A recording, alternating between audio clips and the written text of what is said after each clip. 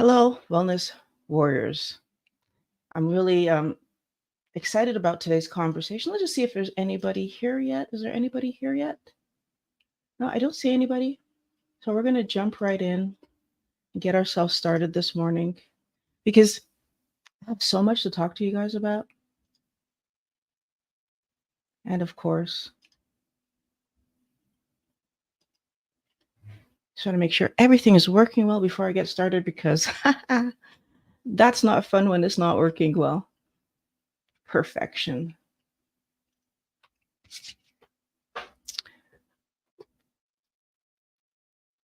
Okay.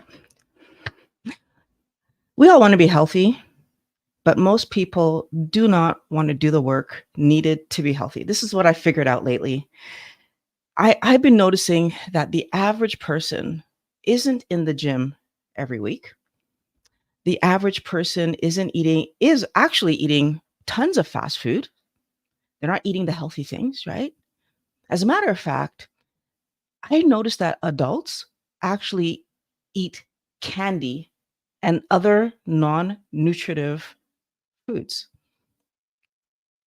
So, should we be in the gym to lose weight? That's the first question that we need to answer. And first of all, I can tell you that I did not lose an ounce because of going to the gym and working out. But second of all, we can't exercise away toxins. So when people are asking the big question about, is what I'm eating going to cause heart problems? And I need us to ask the bigger question of what causes heart disease. And from what I'm learning from all the doctors that I listen to, it's related to inflammation and like our arteries, glycate, all these complex things that are happening. So inflammation causes heart disease and problems, according to the doctors that I'm reading. It contributes to weight gain and almost every illness, according to Dr. Ekberg, somehow or other is related to sugar consumption and inflammation. And yet, okay, now I'm not going to get ahead of myself because I have a tendency to do that. Exercise is not going to help you with that, wellness warrior. You need to stop poisoning your body if you want your body to be healthy. So what's the bigger question that then we should be asking, right? What's the bigger question that is going to help us to do the things that are going to get our lives back under control? No, I wanted to start by talking about something that I noticed in me. I was eating 350 to 450 grams of sugar per day. And I found out that that was the average for North Americans. That's about how much sugar we tend to eat. That's 1354 calories to 1742 calories. And I hate talking about calories, but I'm going to do this today to help you to understand the math that I was doing to figure out like this idea that we can exercise our way out of overeating. So that's just from the sugar that I was eating, 1354 to 1742. Now, since the average person is having about 3,600 calories per day, right?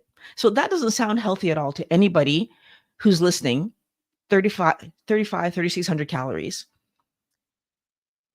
And for us ladies, we know that those numbers typically would lead to weight gain from all the everything that we've ever watched and learned, and right? Okay. So if we were going to try to burn the calories that came in from the sugar so that we don't gain weight, well, that would mean that I would need to be burning something like 1,500 calories each day to counter the sugar that I'm eating each day. Now, that would mean, wellness warrior, that I would have needed to do 3 to 3.5 hours of moderate exercise, and what they considered moderate was running, and they were saying like five. I'm not a runner, so something like a 5-minute mile. I'm not a runner, but or 5 climb, whatever it was. A soccer, play soccer, or do cross country hiking. So it's not on level terrain. That's like uphill and all the to burn enough calories to counter the amount of sugar that I was eating, 3 to 3.5 hours. Do you have time to exercise every day, 3 to 3.5 hours intense? Because I know that every day trying to do that, I didn't have time for that, but I didn't even want to do that. So that's taking a huge chunk out of my day. That's almost half of my work day. Now, everybody who talks about weight loss is going to throw this exercise idea at us. I want to point it out again. I lost weight without doing that. So, how was I able to lose 80 pounds without doing that? But they keep telling us it's not possible. You need 3.5 hours to burn those 1,500 calories to get, it's just not going to work because, so let me just talk about that part. When I actually was working out, when I actually believed the lie that working out was going to get me away, going to exercise away what I was eating, my weight was going up, not down. I was gaining weight every year over year, heavier, to the point where I was classified as obese. I keep getting these comments from people trying to explain to me that I'm completely wrong. I don't know what I'm talking about when I say that plants are not healthy and that there are certain cultures that do just fine on plants, and that it can't be what was causing my weight gain because these cultures, they do just fine on plants. I don't even know where to start, Wellness Warrior. Because I know that I was obese on the standard diet, and I was doing exactly this kind of standard diet that we see portrayed on the internet. And so I know that. I was eating unhealthy meals. I was barely having any vegetables. Let me be careful. I was barely having any vegetables. I was not eating fruit. Right. So I was on a pretty bad diet. So one of the comments that I got focused on the fact that I said, when I tried to be healthy, I would try to add fruit to my diet. And at one point, even thinking that I just got to get these fruits in, I tried juicing them. And the commenter focused on that thing that you were juicing. Well, if you were juicing, of course you weren't healthy.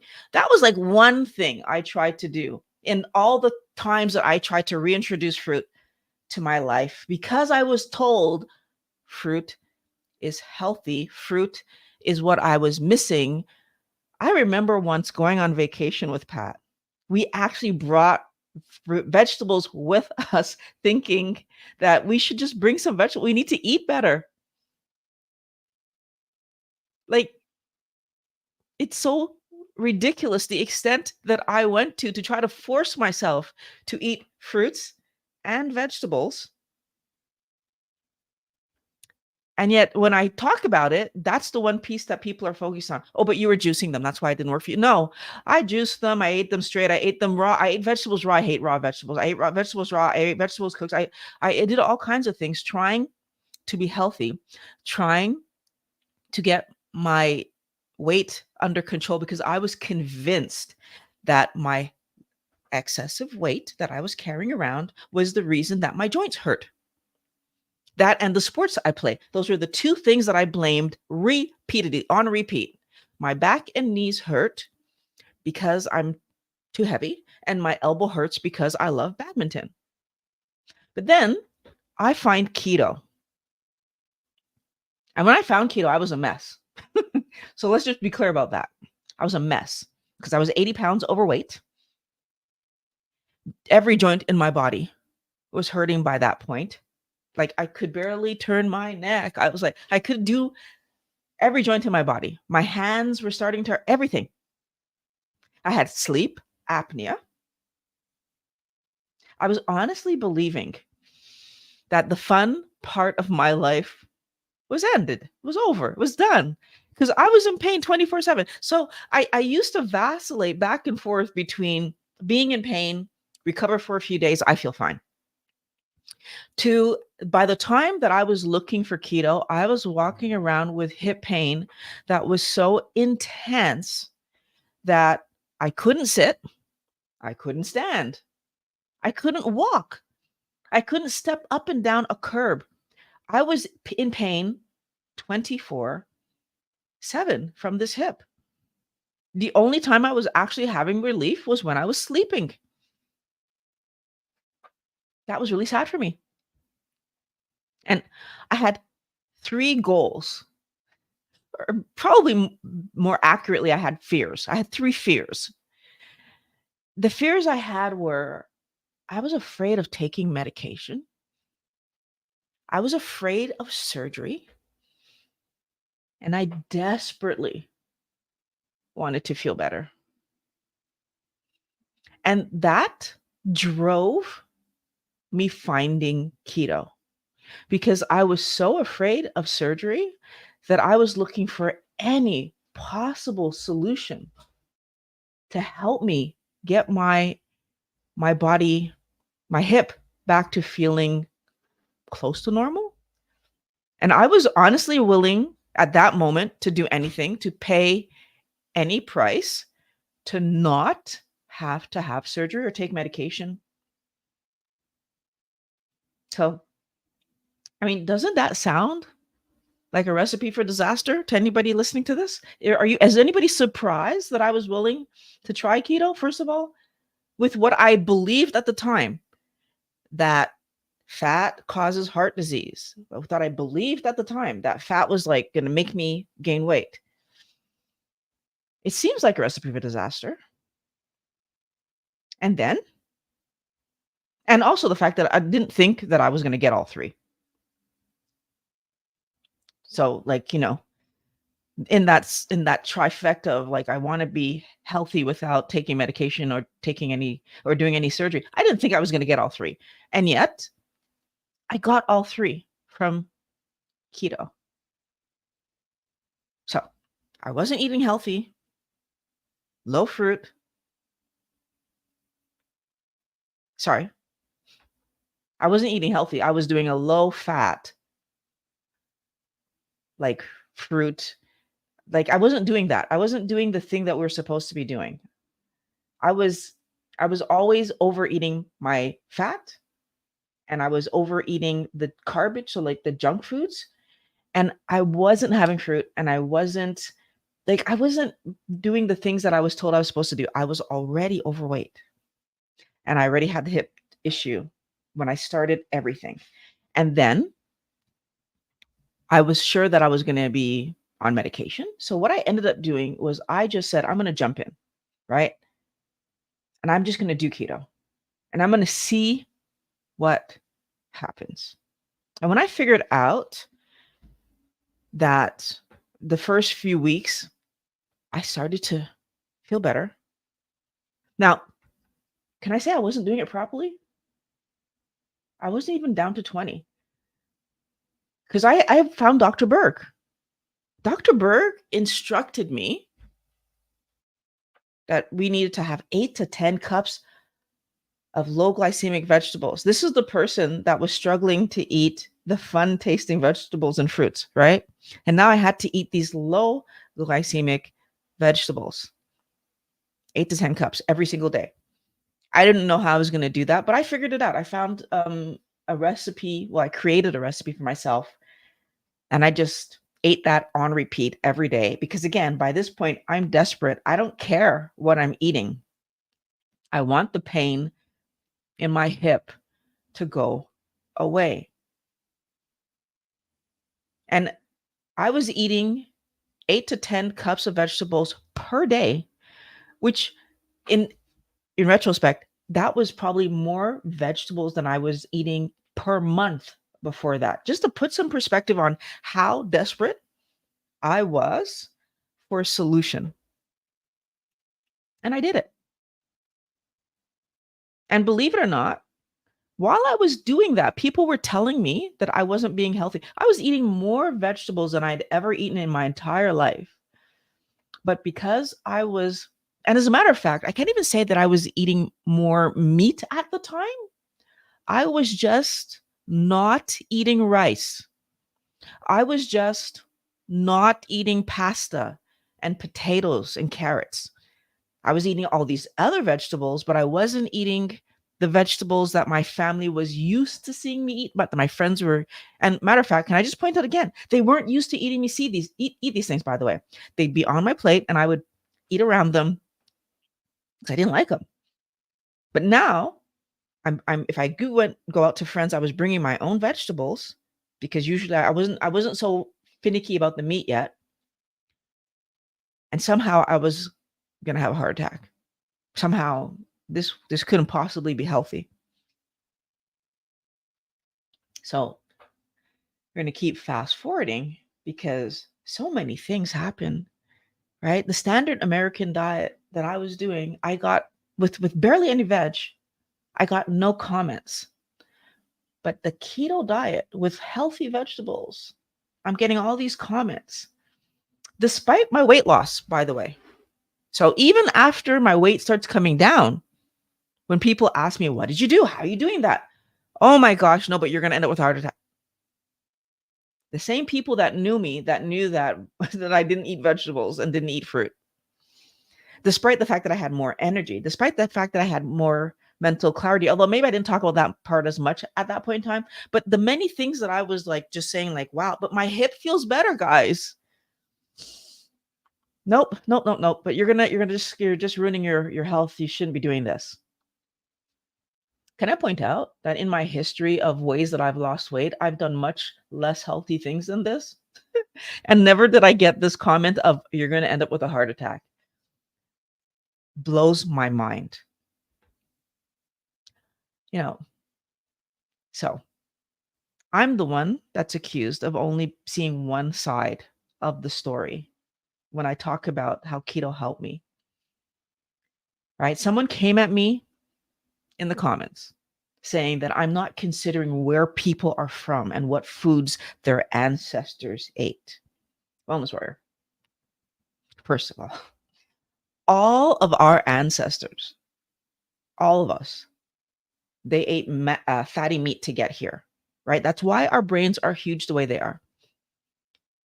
But also, when we were eating vegetation, we were eating it because we couldn't find an animal, right? We were using it to get by,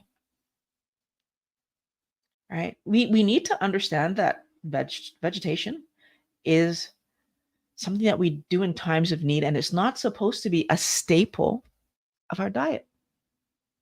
And especially the sweet ones that are high in sugar that our body isn't managing properly.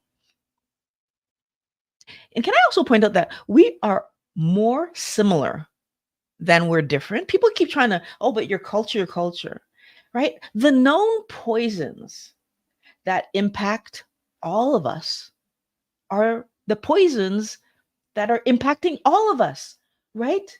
Like the same way that chocolate isn't good for dogs and onions aren't good for cats, fruits are not good for humans. Now, will a very small amount of chocolate or a teeny little bit of onion kill your little friend? Not likely. But over time, would that be a problem if you just keep giving them a little bit all the time, all the time, all the time? Yeah, over time it would become a problem and your little furry friend would leave. And the same thing happens with us and fruit over time, right? It's problematic over time. And it's not because some of us can last longer than other of us. That doesn't mean that the sugar and other toxins that are in vegetation aren't causing problems. We need to acknowledge that they're causing problems. And I want to point that out because I figured all of this out before I went carnivore wellness warrior. I'm not saying this because I no longer eat vegetables. I'm saying it because back when I first found Dr. Berg and I was eating all of those vegetables, I already understood from him. Yeah, like the fruits, no, it's the low glycemic vegetables that he was pointing us towards. Dr. Fung confirmed that. Dr. Westman confirmed that. Like all the doctors that I was listening to confirmed that. It's the low glycemic vegetation that we're aiming at. So in my keto life, as a matter of fact, very early, even in making videos, I remember in July of 2019, I made my first video explaining that fruit is sweet, even those berries, and therefore pushes obesity. And why did I make that video? Because people were saying, oh, but we can eat berries, we can eat berries, we can eat berries. Sure, we can eat berries. But when you eat berries, and by the way, you can eat berries, you can eat chocolate bars, you can eat macaroni and cheese, you can eat anything that you choose to eat. The question is, how do you feel after you eat it? There were lots of people that were talking about eating berries, but then talking about chasing and craving and not understanding why. So I made the video. They taste sweet. They're going to push your cravings. They're going to cause you to overeat. The one thing that I noticed that most people don't pay enough attention to is that when you eat sweet things, before the sugar even gets into your blood system, your brain is on high alert, right? And if I know that my brain's going to be on high alert from eating something that tastes sweet, why would I keep doing it? Now, luckily for me, I didn't. So very, very early on, my mouth had already been trained on the foods that were not sweet.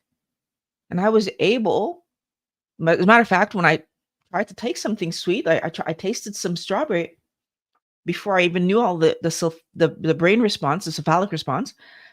I didn't like it. I was like, whoa, like I had already pushed myself far enough away from that kind of sweet. And add to it, to begin with, I don't like fruit. Now, strawberries were one of the, so what fruits did I like? Can we just point that out? Because again, you're going to pay attention to where I go with this and why I understand what I understand. So, what fruits, if I was going to eat fruit, did I actually eat? Strawberries.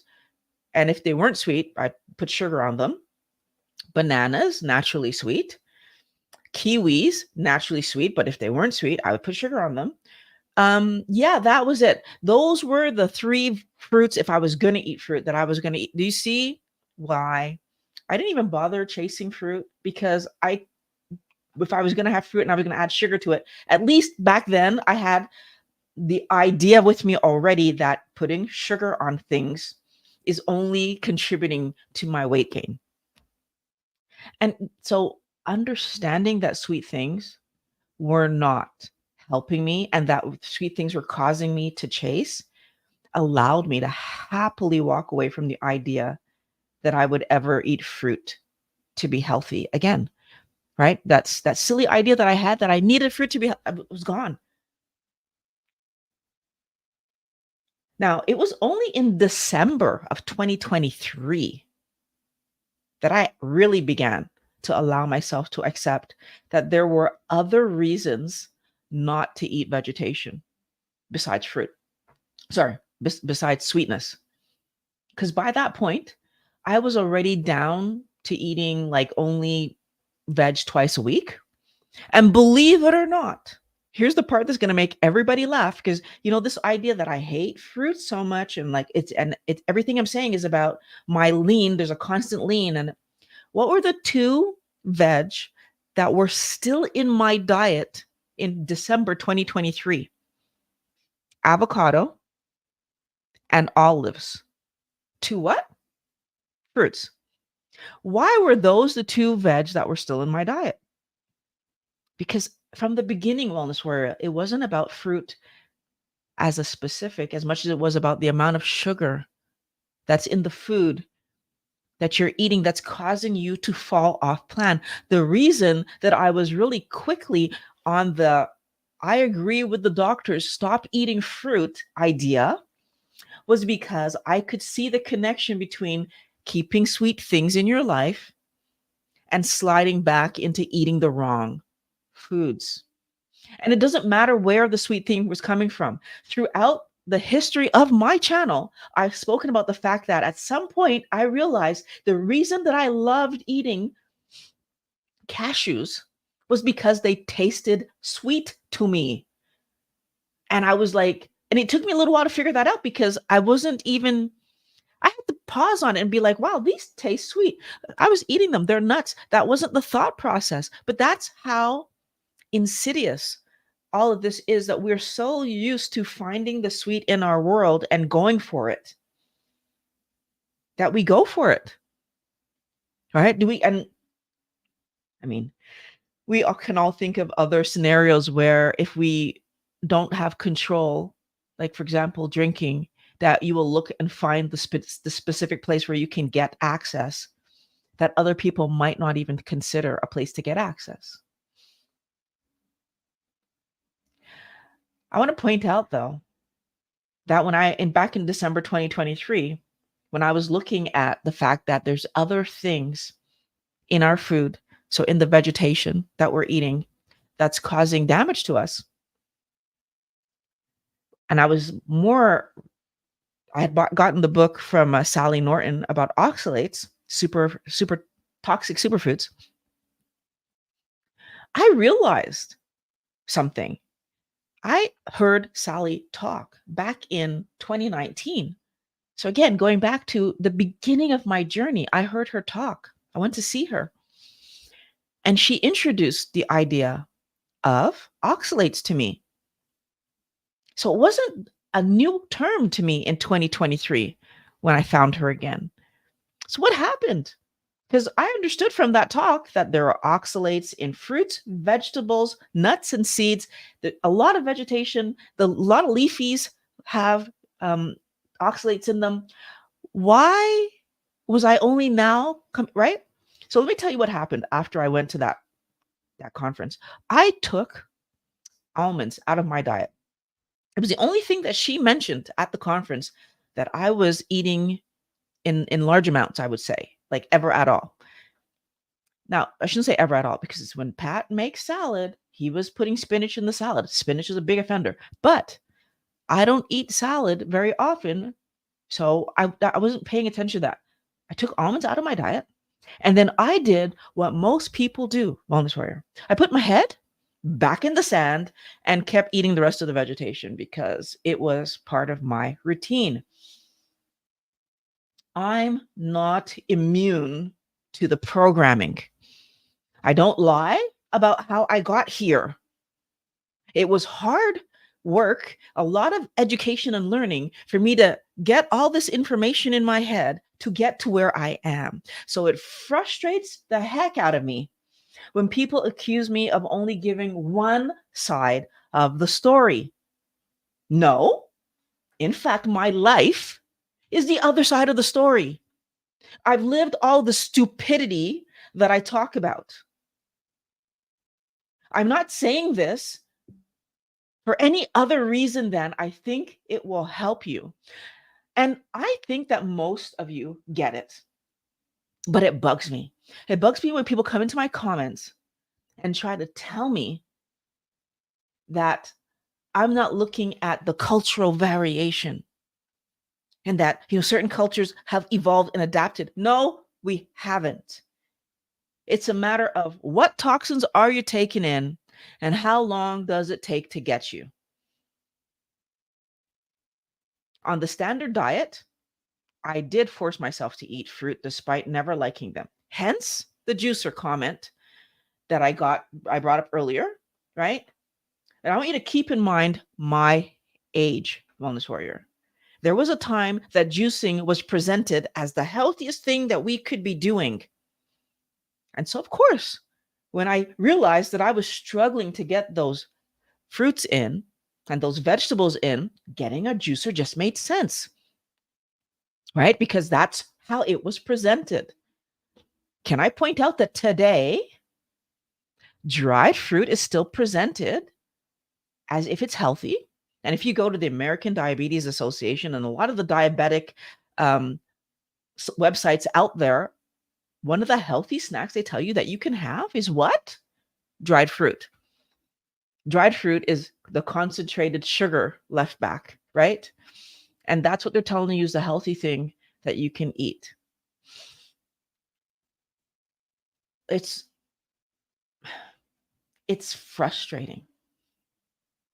I know that what I lived isn't what everybody else has lived. So I'm not trying to say that we're identical copies. But as soon as I learned that fruits were unhealthy back in 2018, when I started my keto journey, I stopped trying to force myself to eat them. And then I explained why eating fruit was unnecessary. At the time, I was saying unnecessary. Today, I see them as the toxic delivery system that they are. I didn't know that back then. I see it differently today. Now, some people actually like fruit. You know, that whole nature's candy thing, right? We love saying that fruit's nature's candy. Can we stop and truly understand how real that idea is? Candy is not something that we should be eating. Candy is something that pushes us towards diabetes.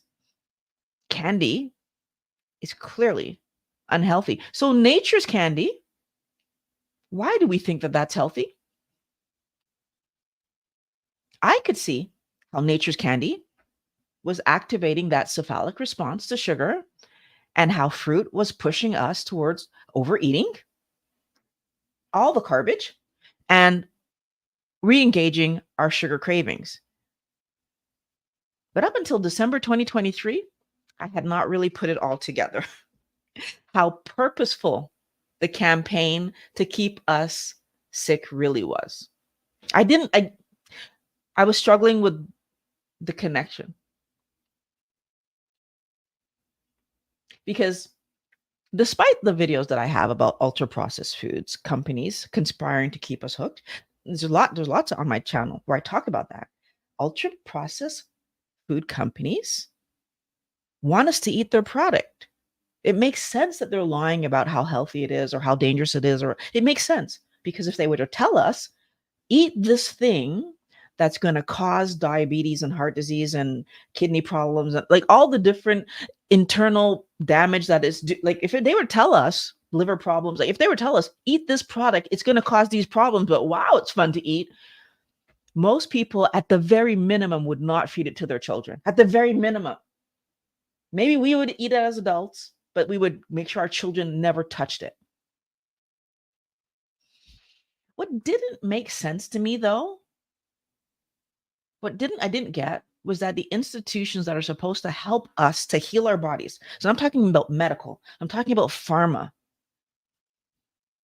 that they're supposed to be trying to help us to be healthy and heal us. I didn't understand why and how they were involved in this system until I realized that all the lies about processed foods being healthy are actually interwoven into all the stories about fruits and vegetables being healthy. And that all of this comes back to, well, if the whole planet is healthy, there's nothing for medical and pharma to do. Now, I know everybody's going to be like, oh, that seems conspiratorial. No, I think it's business, Wellness Warrior. It's business. There's no conspiracy here. There was somebody that was talking about how one of the companies that does insurance said there's no profit in there was a drug that was coming out. I can't remember what it was for right now, but there was no profit in the drug because it would actually cure the thing. And I feel like what we don't realize is that these companies are not trying to cure us. What they're trying to do is mitigate our symptoms, make our symptoms less, right? Keep us comfortable. But then they continue to tell us to eat the thing that's causing the problem. For example, we, at this point in time, 100% know exactly how we gain weight. When our insulin rises, our body is in fat storage mode. We know this. It's not a secret to any medical person. Well, what causes insulin to rise? Carbohydrates causes the rise the most. So does fat, so does protein. But when you put it on a scale, fat causes, if you were to say 0 is you haven't eaten anything, so insulin is at its normal state. And then 10 is, oh no, insulin is extremely high. Fat causes like a 2 rise, which makes sense. You got to do stuff with it, right? And I'm going to tell you something about that in a second. Protein causes something between a 4 and a 6 rise. Carbohydrates cause a 10. Wellness warrior. And carbohydrates can be found in fruits, all vegetables, because they're found in all vegetation. What's vegetation? Any part of the plant, even the seed, all vegetation. So let's go back to the little point I want to make about insulin rises when you eat fat and protein, because insulin is also the hormone that's involved in building us, right? But the question is, what do you want insulin to be building? Do you want your insulin to build structure, healthy structure, with the most of its attention on structure? Or do you want your insulin putting most of its attention on building fat? We are living in a world where we are allowing insulin to spend most of its time building fat. We need to really stop using the wrong words, because we call it the fat storage hormone, which makes it sound like that's all it does. No, it builds stuff. And it can be building fat, or it can be building muscles and tissues for your heart, your eyes, your hair. All insulin helps you to build stuff. So it boggles my mind that sometimes we just use the wrong word. And by using the wrong word, we take ourselves off track of what we're truly trying to accomplish, because it isn't about having no insulin. We need insulin. Insulin needs to be functioning appropriately. And so going to, like, a lot of the doctors now are pushing back on the idea that high insulin is a bad thing. It's not a bad thing, because that's insulin. That's our body doing what it's supposed to do. If there's a lot of sugar that came in, insulin's supposed to go up, and it's supposed to do its thing, right? That's what our body is functioning correctly. We don't like that when insulin goes up, we gain weight. And then we don't like that when insulin is high, we get the diagnosis of diabetes. And we have all these medications that can lower sugar and lower and interact with insulin to cause different, and all the things. Actually, when insulin goes up, we get a diagnosis of diabetes. It's interesting, because yes, it does, but that does happen. But it's when our sugar is at a certain number, we get a diagnosis of diabetes. But we don't even pay attention to the fact that insulin is going up well before our number for the sugar gets to the number where we get that diabetic diagnosis. And if we were using insulin as the marker instead of sugar, we would be diagnosed probably much earlier. And maybe even if we were using insulin as the marker, we would stop eating the things that would cause insulin to go up, because then we would know that again, connections. What it scares me, first of all, how interwoven all of these things are towards a system, because we make so much of our money in the health and pharma world. Like in North America, so much of our money is coming from that world. There's so many other things that the smart people on this planet could be putting their attention towards. And a lot of our brain power is going towards creating drugs that are not even healing us. Now, maybe that's because the thing that will heal us, the crazy, crazy, crazy thing that's going to heal us, is so stupid simple. We need to eat meat, Wellness Warrior. The thing that will heal us is we need to eat poultry and fish and eggs, Wellness Warrior. We need to eat real food. That's what's going to heal us. The one thing that we keep being told to not do. Oh my goodness, if you eat too much protein, it's going to turn into sugar in your body. Not the fact that we're eating mountains of vegetables that are sugar. Heaven forbid I overeat some meat and it turns into sugar.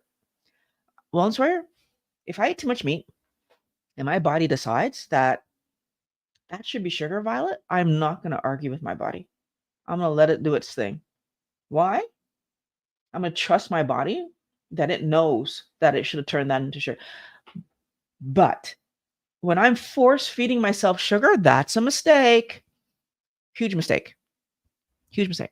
None of what we are told makes any sense. But here we are in the Matrix. And for anyone who hasn't watched The Matrix, you should go check that movie out and you'll understand why I keep bringing it back to that. Because, oh wow, the lies go so deep that we don't know who to trust anymore. And I fully understand that, because when I found out this information, Wellness Warrior, I didn't believe it either. I truly thought that the stuff that I was first reading and watching was craziness. So for anybody meeting me today, I get it. Hi, I'm Violet. I lost 80 pounds and cured a bunch of joint problems eating properly. And I get that you don't believe me if you're new here. It took me 1.5 months of research before I decided to give keto a try, because I couldn't believe that what I was being told could possibly be true. I'm curious how long it took you, for you that are doing keto or carnivore right now. How long did it take you before you jumped in and said, oh my gosh, maybe this is the answer? 1.5 months, Wellness Warrior. But you know what? Now that I know what I know, I can't unknow it.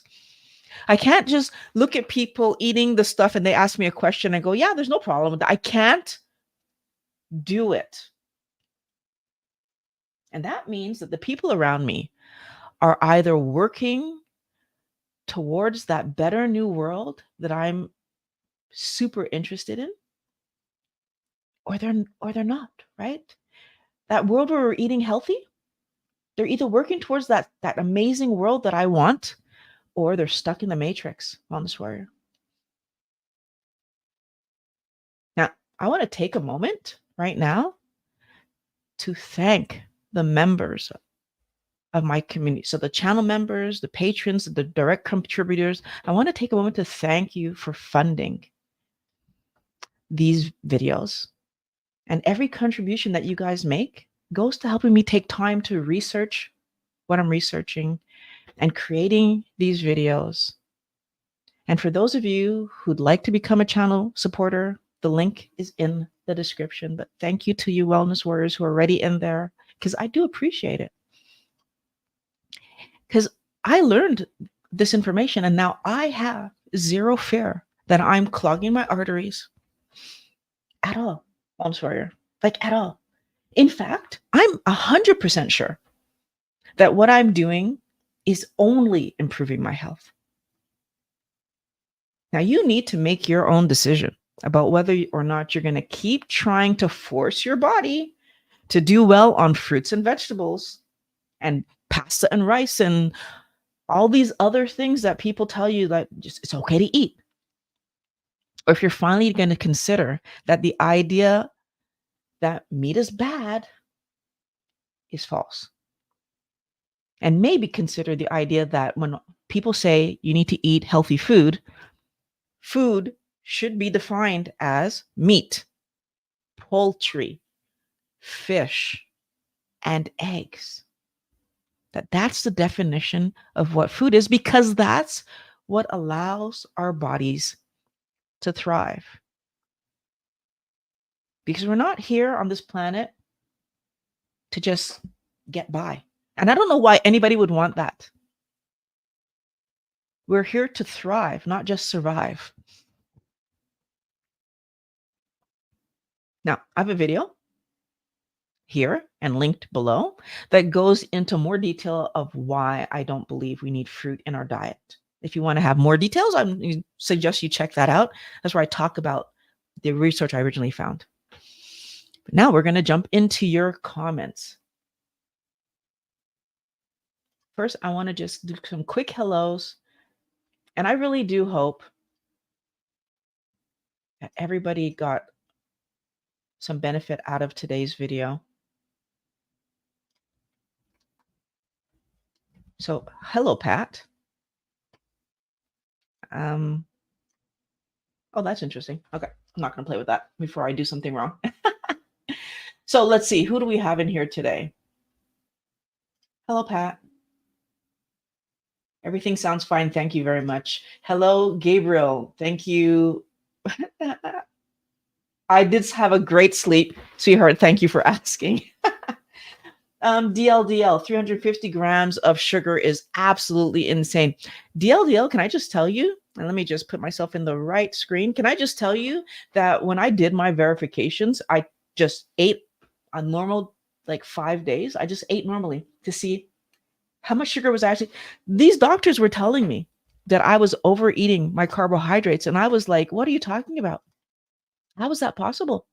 And I really was not believing that there was any way that I could be eating that much carbohydrate. And yes, 350 to 450 grams of sugar in my diet, depending on what set of meals slash things I had eaten. And by the way, because I was doing that, I was being good and I didn't have any chocolate bars on those days.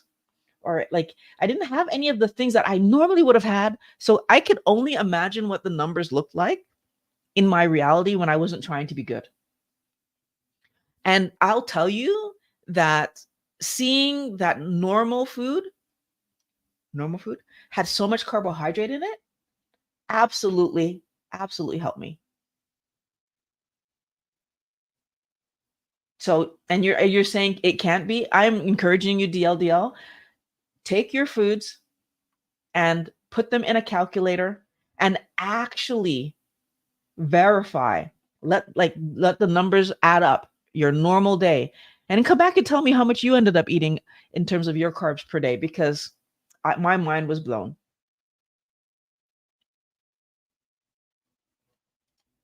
And let's see, DL, actually not, Pat saying not on the standard diets. Cereal in the morning, pasta for lunch, and a dessert, and there you go. Voila. Yeah, I mean, honestly, a couple of slices of bread, add a couple of slices of bread. I know 350 is so easy. I tell you, I did reach 450 on some of my days when I was just tracking to see where I was. So, and I'm not telling you that because I'm proud of it. I'm telling you that because it's the truth. People need to understand, how did I get here to this place where I'm so certain that eating healthy matters more than we're being led to believe. And this is how I got here.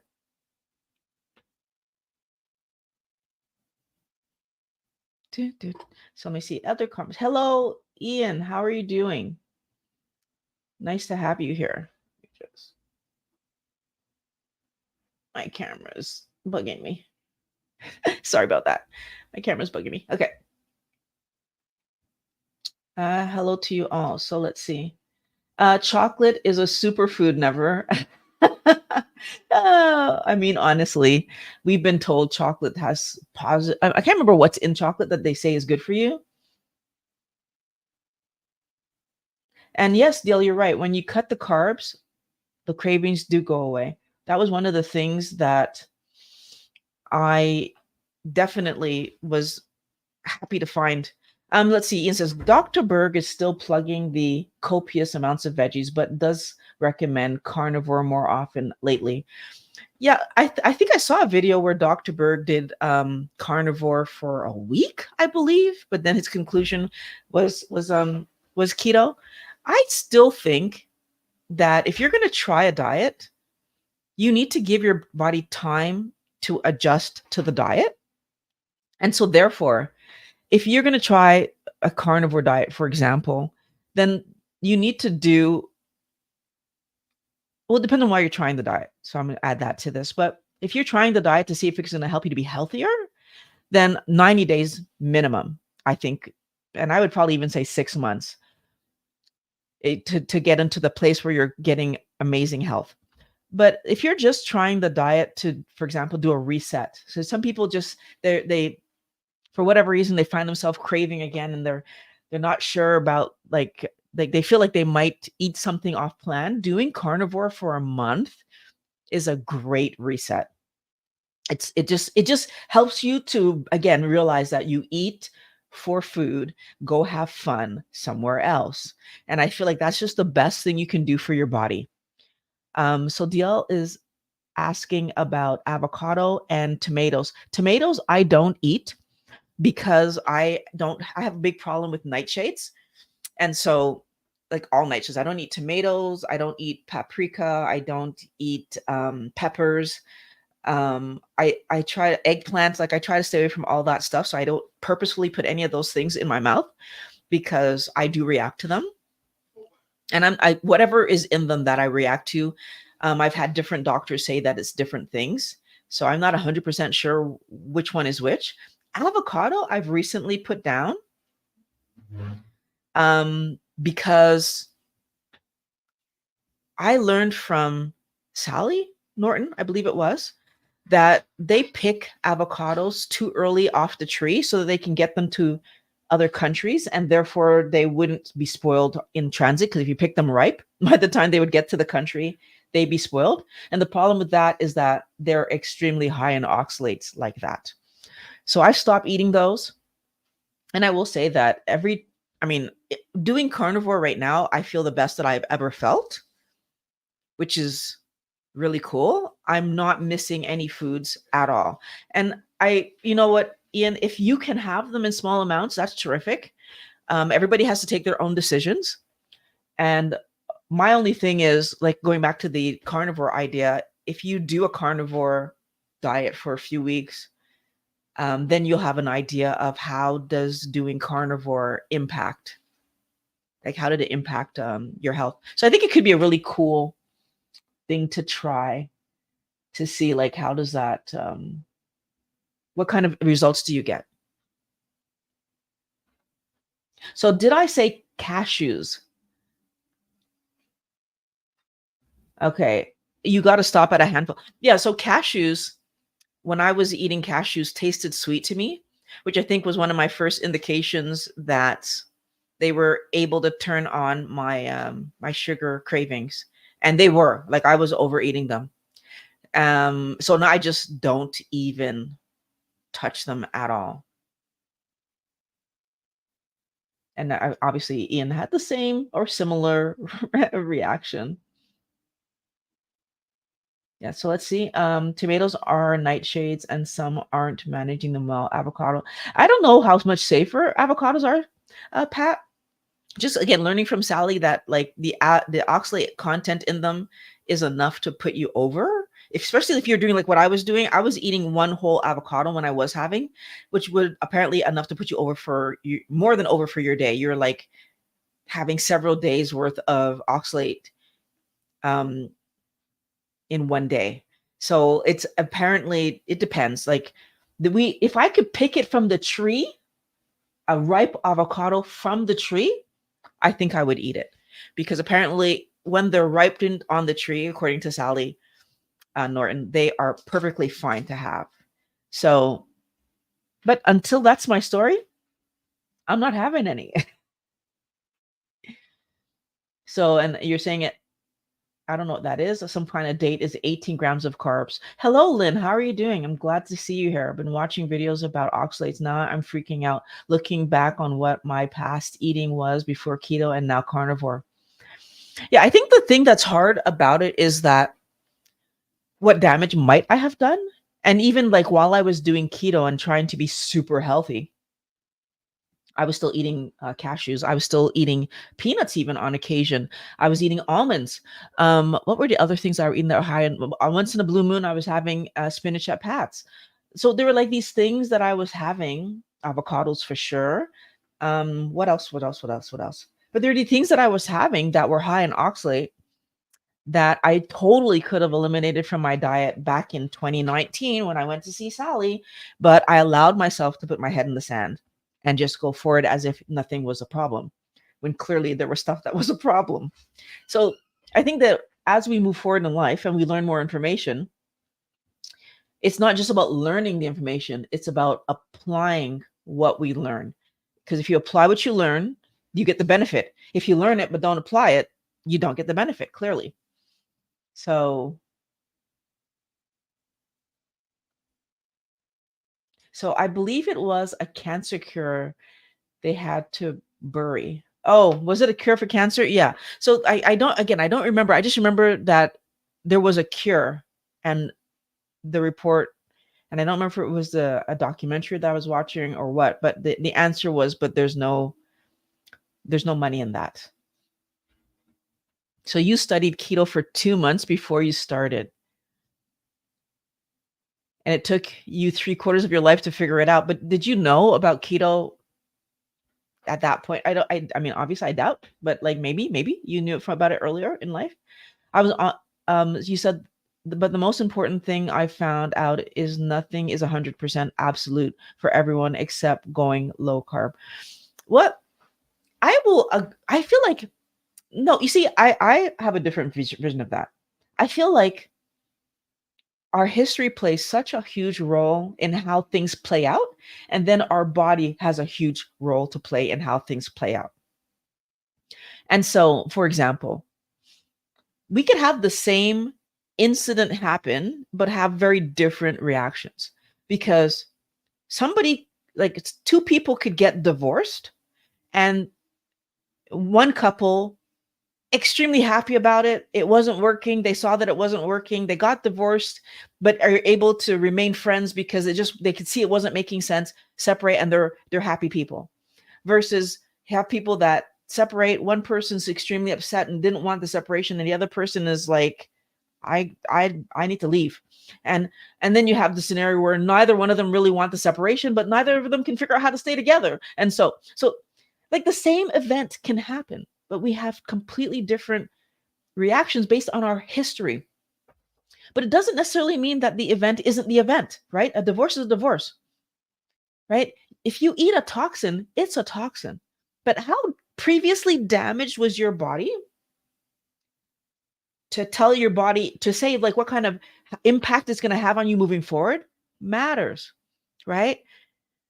There's some people that can get, even they can even eat something that's like, or not even eat, let's say you get stung by a bee or some kind of uh toxin gets on you.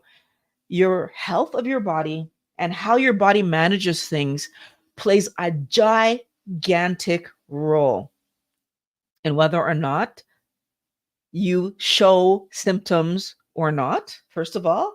And if you show symptoms, how severe the symptoms will be. And I feel like we can't ignore that, right? Because we are all humans and these toxins impact us because we're humans. But our history plays a huge role. How much damage do I walk through the door with? I walk in the door with a lot of damage, on this word. That's why the simplest of simple things seem to be getting me, right? I walk in the door with damage. All right. Again, my Caribbean background is playing a role.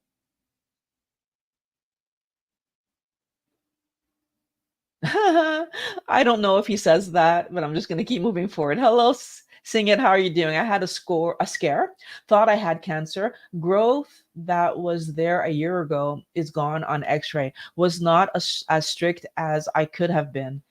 Ate cherries in season to soothe. Imagine how I can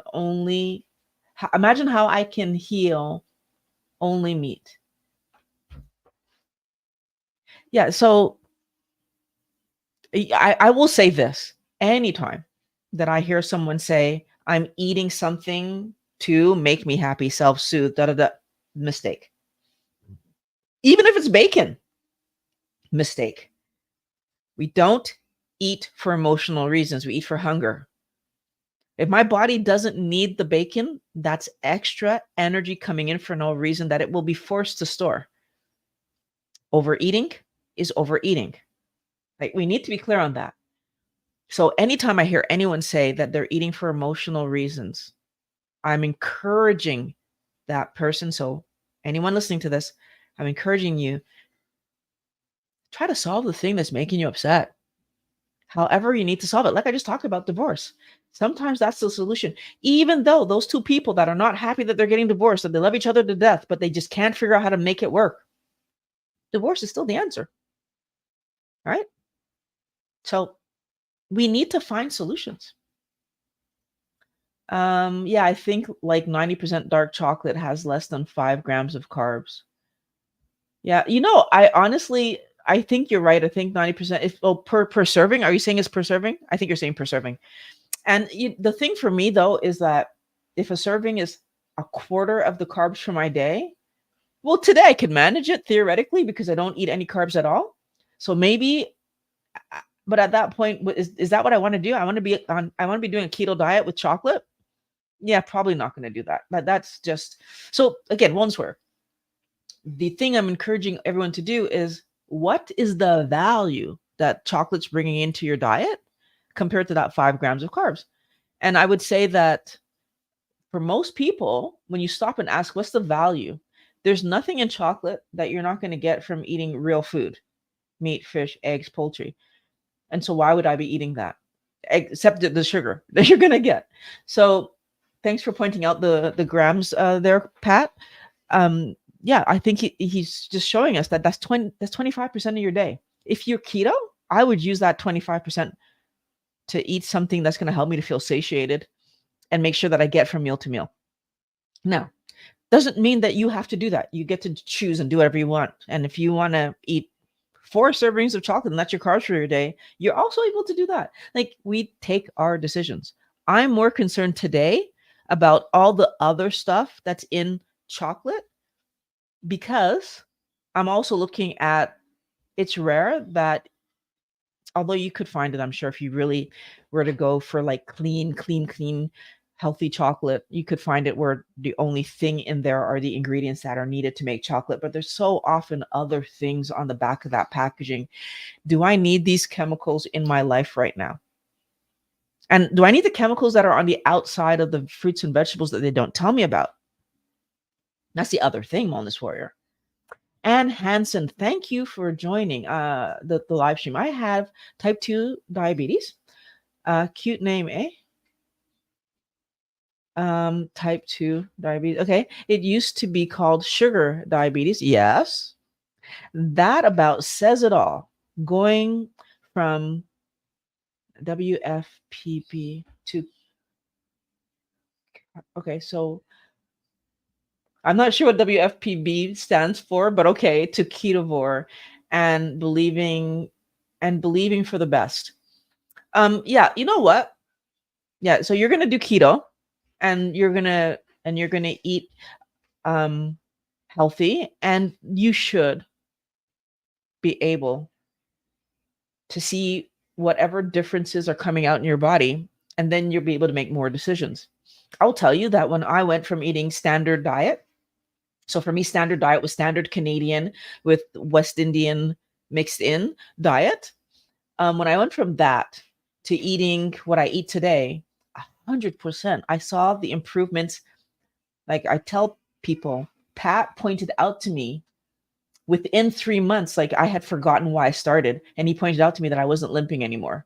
And we don't even know when that actually happened. Like, when did I stop limping? I don't know, because I was just feeling so amazing. I wasn't paying attention. I was just doing more and more research, more and more research. The hours of research that I did after starting the diet to understand, like, why did I not know this before? And what else do I not know? And like, again, all the information that I currently have, because I just wanted more information. So if you're going to do keto, you're going to do amazing, right? And if you ever decide to transition to carnivore, you need to come back and let us know, Anne, because I feel like keto is a great starting place for most people. I think trying to go straight from standard diet to carnivore is just too hard. And and not because it's hard, like it's not doable. Your body is used to a certain amount of sugar coming in, and you're going to have withdrawal going to keto. So going from straight from standard to carnivore, I just worry about how strong the withdrawal might be and whether people would be able to manage it. But that doesn't necessarily mean that people shouldn't do it. I'm happy with the way that I did my transition, doing keto first, and then slowly doing like the least amount of veg keto that I could possibly do, which is what, as I said, I was eating avocados once a week and olives once a week, which is 2 times a week I was having vegetation. And the other 5 days I was having only meat. And in that 2 week period, once a week, we were going out and I was having a salad. The salad fell away first, and I was still doing olives and avocado until December, where I learned about the avocado problem and I cut it out of my life. February, after doing more research, of course, February, I read Sally's book, and I spoke to Dr. Chafee. And after speaking to Dr. Chafee, I had the confidence to say, you know what, I can let go all of these things. And I haven't looked back since. So, Anne, I wish you luck on your keto diet. And I'm looking forward to hearing from you. I want you to come back and let me know what's going on.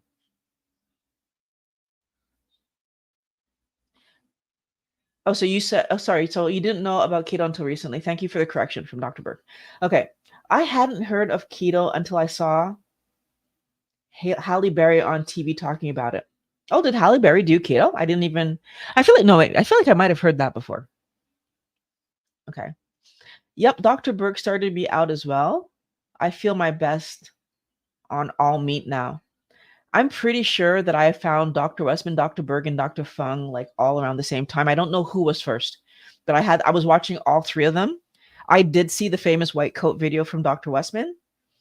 I watched a lot of Dr. Berg and Dr. Fung's like seriously old videos where they were like hour long educational videos. I love videos that are kind of in the style of a lecture. I mean, again, I'm a school nerd, right? So I love when they're lecture style and I can just sit and just like absorb the information, and where they're going through and they're giving the reasons, and they're like, I could just absorb and like, oh, okay. Because if it makes sense to me, I'm gonna know. And if it doesn't make sense to me, I'm gonna know. So like I love that.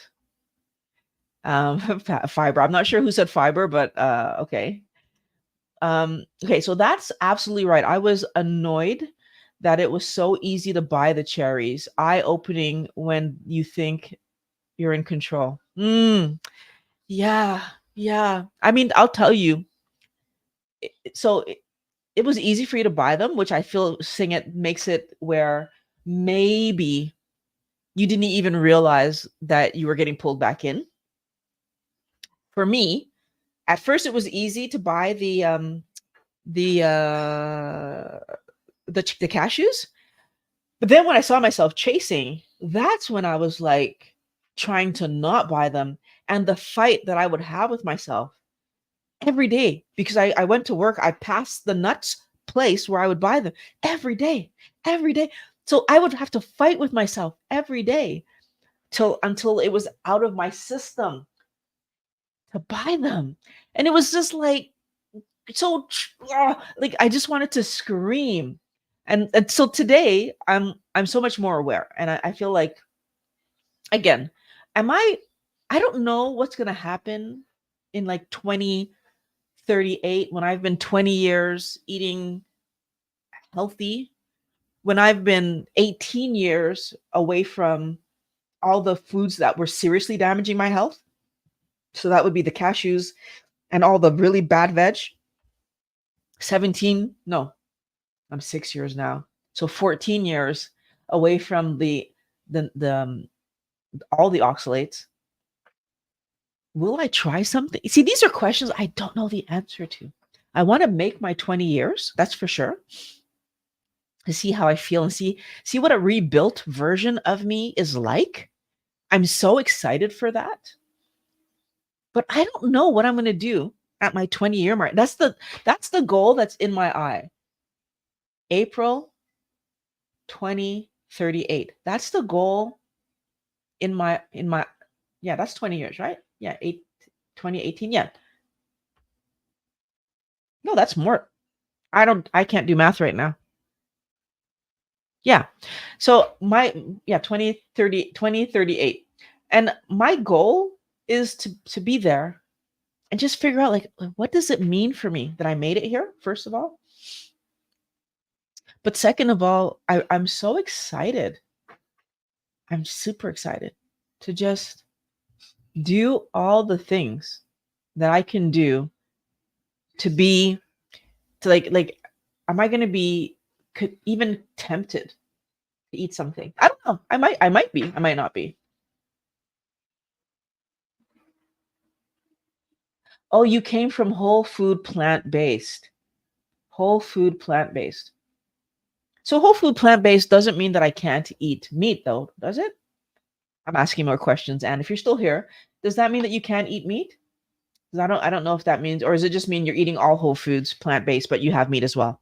Because if that's what you were doing, transitioning to keto should be easy, right? I would think, because you already know how to cook the right vegetables. It's just a matter of making sure you choose the right ones. I would definitely encourage you to read Sally's book. I think I have it linked below.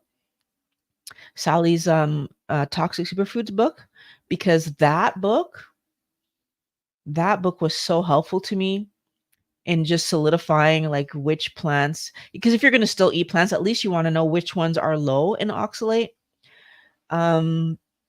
But we have to keep in mind that book is not keto focused or low carb focused. It's really plant toxin focused. And every time I listen to new doctors, I have to like allow myself to look at the angle from which they are speaking, because, and especially if the video is aimed at the keto world or it's aimed at the mainstream, because I know I've watched some keto doctors who, when they're talking, are speaking in a way that I was concerned, but then I realized they were talking to mainstream. And so yeah, so I definitely feel that in our world of keto, it's a different mindset. Okay. Uh, so my problem with meat is, for some strange reason, meat and eggs all of a sudden become disgusting to me. No, that's not a, well, it depends on what you're talking about. DLDL. So if you're saying I'm eating them and then all of a sudden they become disgusting to me, that's actually normal. And it was Dr. Chafee that pointed that out to me in our interview. If you want to go watch that interview, it was actually really interesting. He talked about a lot of stuff. But that was happening to me whenever Pat and I would go out to eat and I would order ribs. Because again, and even when I was eating them at home, actually, sometimes I was cooking them at home. I don't do that very often anymore, but I was doing it on occasion. Every time I would order ribs, I would get like halfway through and be like, ugh, like, oh, I can't. I just can't. And I really thought, I was starting to believe that I just didn't like ribs anymore. And it was especially happening when we go out, because when we go out to eat, I always ask for my ribs with no sauce because the sauces are sweet. And so because asking for my ribs with no sauce. I was really just getting ribs that had salt and black pepper on them, and that was it.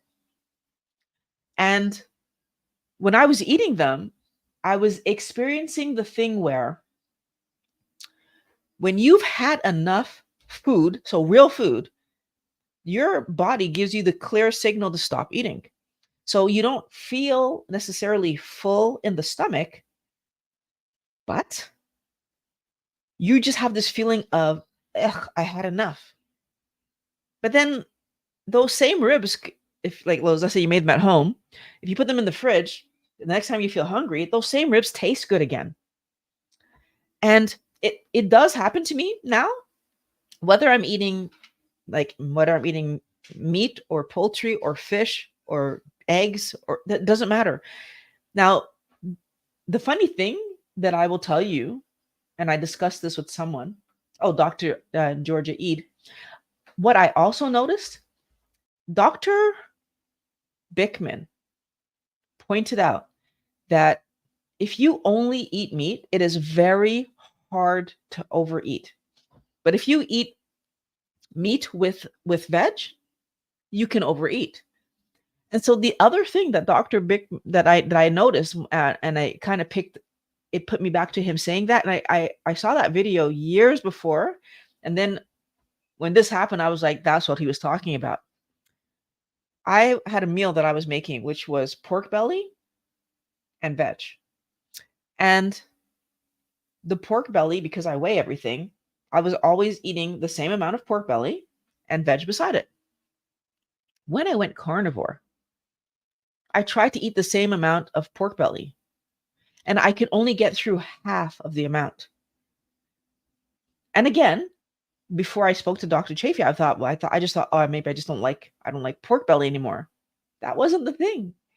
It was that it was without the veg there, this meaty, very, very meaty, fatty piece of meat, I just couldn't get through it. Just couldn't get through it. And that's okay.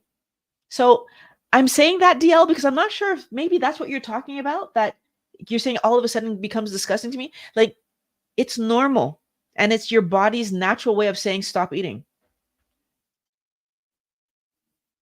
I hear that meat aversion is a thing for some. I never get tired of meat and eggs. Yeah, well, now that I know about that one piece of the puzzle, seeing it, I don't get tired of it either. And now when I start to get that feeling, I just stop eating. I'm just like, okay, I've had enough. And I'm no longer put off by feeling like that. I've got Sally's. Okay, so you're right. No meat, eggs, butter, etc. I've got Sally's book. I'm closer to carnivore than keto. Getting there. Okay, so you're more, well, as long as you're eating any vegetation, you're keto. So I'm just going to point that out. I know that there's all these new terms floating around. Keto means you're eating 20 grams of carbohydrate or less. That's the actual definition. So even carnivore falls under the rubric of a keto diet, first of all. Actually, let me be more specific. Keto just means that you're getting into a ketogenic state. So all diets that get you into a ketogenic state is technically a keto diet. But carnivores distinguish themselves because they are not eating vegetation. So for me, as long as you're eating some vegetation, you're keto. And this in between ketovore space, I don't necessarily believe it's helping. And I feel like it makes it more confusing than anything else. So I'm a big fan of clarity. If you eat more than 20 grams and stay in a ketogenic state and you call yourself keto, I'm okay with that. But if you are eating more than 20 grams and get kicked out of a ketogenic state, then clearly you're not keto. And so therefore I feel like, yeah, you're falling where the typical people fall, which is that doctors are saying, if you have metabolic damage, you probably need to eat 20 grams or less. Although a keto diet is technically defined as 50 grams or less. So, right. But most of us have metabolic damage. Most of us are coming to this because we have some kind of thing to heal or some kind of weight to lose, or right. There's a few people that come to keto just because they've known that it's healthier, but it's not the norm. I want it to be the norm, though. That's why I make these videos. I am trying to get every person on the planet to convert to doing keto just because it's healthier. So DLDL, I no longer have the taste for it. It started recently when I went low carb. I think it'll come back. I'll be honest with you, but I feel like, again, I think you might be experiencing that thing that happens to a lot of us, but you'll live your life and you'll see. But trying to do low carb without the meat, fish, eggs, poultry is harder because your body needs that protein to rebuild the healthy version of you, animal protein, to rebuild that healthy version of you. So please, DLDL, come back and let me know how you're doing, because I want you to succeed. Beef and Butter Gal talks about meat aversion being a thing that passes. Thank you for that. I mean, honestly, it's only something that I've recently started having people talk about. So I don't know if it's because more recently I'm talking about the fact that I'm carnivore that people are talking about it. But I definitely know for myself, I've just gotten used to the fact that at some point while I'm eating, I'm going to get a feeling like, and here's another piece of the puzzle that I will say. I eat one meal a day. A lot of people don't believe that you can get enough meat in if you're only doing one meal a day. So not enough protein in if you're only doing one meal a day. And so therefore, they'll break their meals up into multiple sections. But now I'm just going to point out that I could see where if I was eating a small amount of meat every, let's say even twice a day, and I'm eating it and my body is like, oh, stop eating that. And so I keep having that happen to me. I might think I have a meat aversion, when in fact it's like, I'm just eating before my body needed it because I'm trying to force in more meat than my body needs. Versus what I've been doing is I have been allowing myself that as I'm eating, if my body says, that wasn't enough, I'll eat more. And tomorrow I'll just make a bigger meal. And I've been finding that works fine. I've had no problems with increasing the amount that I'm eating. I'm getting more meat in now. So I used to say I eat about a pound. I would say I'm up to at minimum a pound and a quarter. And and I still have like my 4 eggs. So I'm doing pretty good. It's rare that I don't have the 4 eggs. Once in a blue moon, I might not have them if I'm just not feeling it. But most of the time I'm having them. So I do think it's totally possible to get past it. And if Steak and Butter Gal is saying that that's a thing, then yeah. So thank you for sharing that, Sing It. Steak and Butter Gal. Yeah. I got it. And Anne is saying, so this is probably the last one from what I can see. So if anybody wants to say goodbye, I would this is the chance.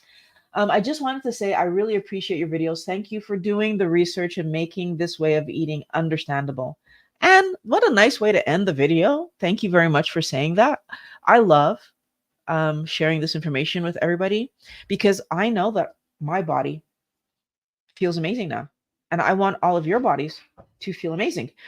And I want, as a matter of fact, I'm going even further than that. My goal is for our children to eat properly and not even have to go through this to get to that better place. And I know that starts with the generation that's going to be having kids soon, right? So we need that generation to be able to know what to feed their kids. And right now, it's confusing. So please share my videos out with people. When you see a video that's interesting, that you feel like I explained something well, share it with some young people that you know are planning to have kids. Even if they don't change their own diet, they can make their children's world so much better. So much better. Have a great rest of your day, DL. Have a great rest of your day. Sing It. Linda, thank you very much for popping in to say have a good rest of your day as well. And Lynn and everybody else that's in here, Ian, everybody have a great rest of your day. And I will talk to you guys again next Monday, 11:20. I don't know what we're talking about yet. If you have ideas that you want me to talk about, comment section, that's the place to put them. And I will talk to you guys again next Monday, 11:20.